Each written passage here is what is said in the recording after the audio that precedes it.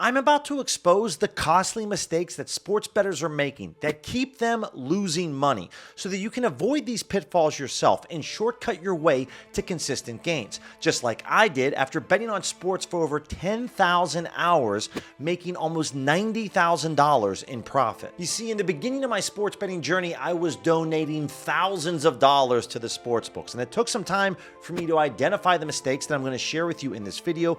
Once I corrected them, I became a consistent, profitable sports bettor. And it doesn't matter what sport I wager on. From the NFL to Major League Baseball to the NBA to college football, I turn a profit no matter the season. And every successful sports bettor understands these psychological traps that destroy bankrolls. And I'm about to show you the 5 most dangerous mistakes that cost me the most money.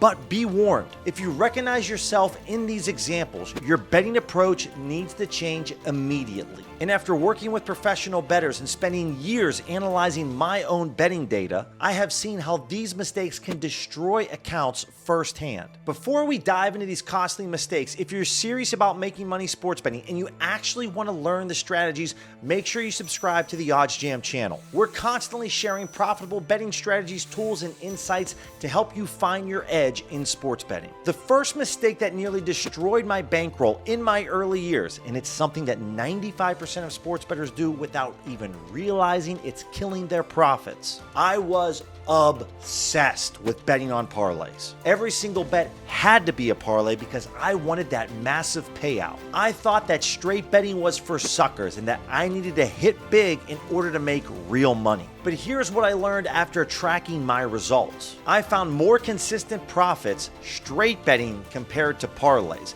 And then utilizing a strategy called positive expected value betting, that's what completely turned my journey around. And the tool that helped me turn everything around was OddsJam's positive expected value tool. You see, how this tool operates is that it searches and scans all of the sports books that I have accounts with, and then shows me the handful of plays that are really off. So a very sharp sports book like Pinnacle has this under 11.5 points in this WNBA play priced at plus 104 odds, meaning that a $100 wager is going to pay us out $104. Well, over here on NoVig, we're getting paid out of odds of plus 135. That same $100 wager is going to pay us out $135. That's a difference of $31 in profit off of the same exact wager. And utilizing a sharp sportsbook like Pinnacle as my guide has really changed my journey around. You see, as of a couple of minutes ago, they thought this play should be a plus 115 odds.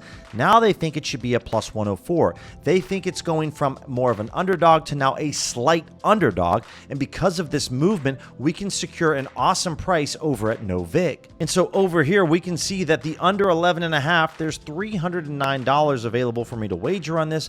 I'm going to go ahead and place a wager for $200. So I just used the software to find an incredible price, and then I just secured the value on this sportsbook. We're getting paid out way more than what we actually should. And the beauty here is utilizing OddsJam's free bet tracker.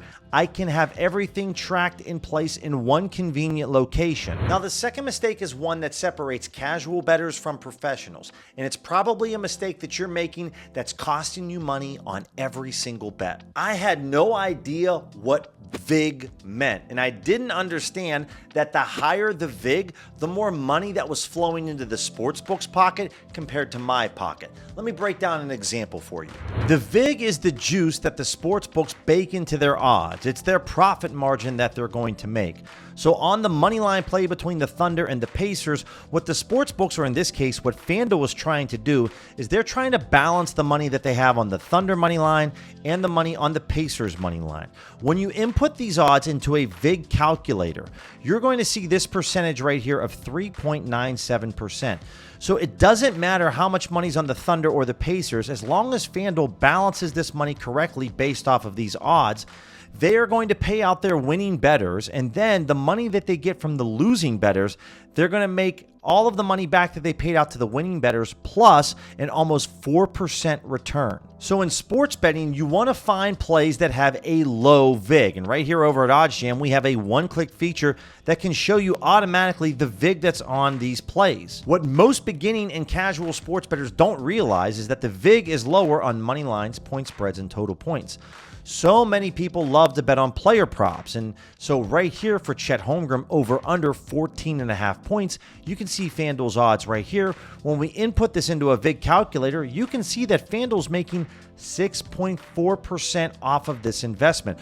Player props have a much higher VIG, and so the higher VIG means more money flowing into the sportsbook's pocket compared to your pocket. And so what I was doing back in the day is I was just betting player props because I thought, well, this feels right. This guy's probably going to hit his over. But what I wasn't doing was factoring in how much VIG or juice is baked into these player props. So it's very difficult to make consistent profits off of these books when you're paying such a large fee or more money is flowing into the book's pocket. Because player props have such high juice, my recommendation is focus on main markets, money lines, spreads, totals, utilizing a positive expected value sports betting strategy.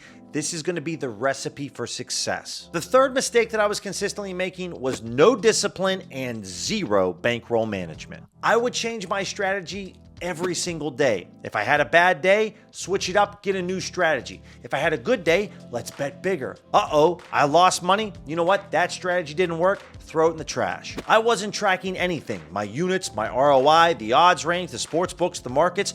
Honestly, I didn't want to track because I didn't really want to know when I had a bad day how bad it actually was. Some days I'd bet $50, other days I'd bet $500, and this was purely based off of how confident I felt on that particular day. So the inconsistency meant that even when I had winning periods, I would just give it all back during the losing periods. Zero consistency made it very difficult to have any kind of idea if what I was doing was actually working. And there's no worse feeling in sports betting than consistently switching everything up and just feeling like you're spinning your tires round and round going absolutely nowhere. My recommendation that helped me really fix this is that whatever my bankroll was, meaning the amount of money that I had for sports betting, I would stick to that number for the entire month. And this is where you have to have an honest conversation with yourself in the mirror. This money that you have set aside, pretend that it all disappeared the next day. If you can stomach that loss, then that's your sports betting bankroll. If you can't, then you need to adjust your number. Utilizing OddsJam's bet tracker was an absolute game changer for me. And guys, linked in the description will be a 1-week free trial to OddsJam, and then use my code BILLYC, and it's going to save you 35% off your first month after the 1-week trial ends.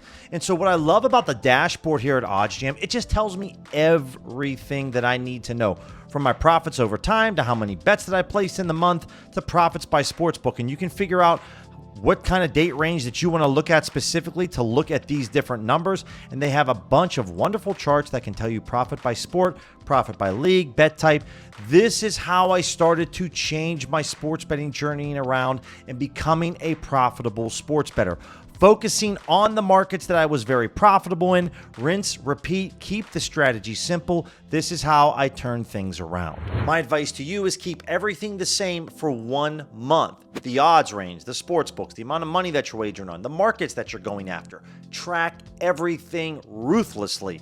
This is how you're going to know if you're on the right path or not. But there's one mistake that's even more dangerous than having no system, and it's based on a psychological bias that tricks even experienced bettors. Early in my sports betting journey, aside from parlays, I was crazy for trends or the he's due mentality. This team's 0-7 on overs. Guess what? This week, they're due. Hey, Pascal Siakam's hit his over on his rebounds in 5 of his last 6 games. You know what? He's just going to keep the good times going. This over is going to smash with ease. This player hasn't hit a home run in 9 straight games. You know what? Tonight's the night. I thought that I was being smart by identifying patterns and trends, but I was actually falling for gambler's fallacy. Past results don't influence future results in sports betting. Each game is independent. Sports betting is unpredictable. anything can happen. And the sportsbooks love to advertise these types of trends at you, whether it's Prize Picks or every single ESPN broadcast when they're talking about ESPN Bet. This player's went over in 7 of his last 8 games. Just because that's a trend doesn't mean that that's going to happen again tonight. The reason that casual sports bettors love trends is because it feels safe. It's an easy way for you to say to your friends when the bet doesn't win, well, bro, I mean, he hit 5 of his last 6. This was a surefire winner. Stop betting on trends and give in to the fact that sports are unpredictable and sometimes the under might hit as well. The last mistake that I was making that I had no idea even existed was that you don't have to place one side of a wager on the sports books.